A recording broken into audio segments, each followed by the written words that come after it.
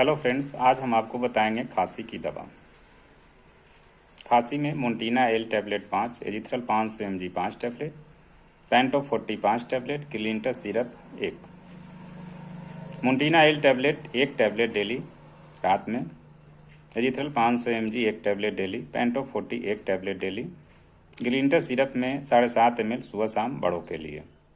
खांसी आपको ठीक हो जाएगी। धन्यवाद।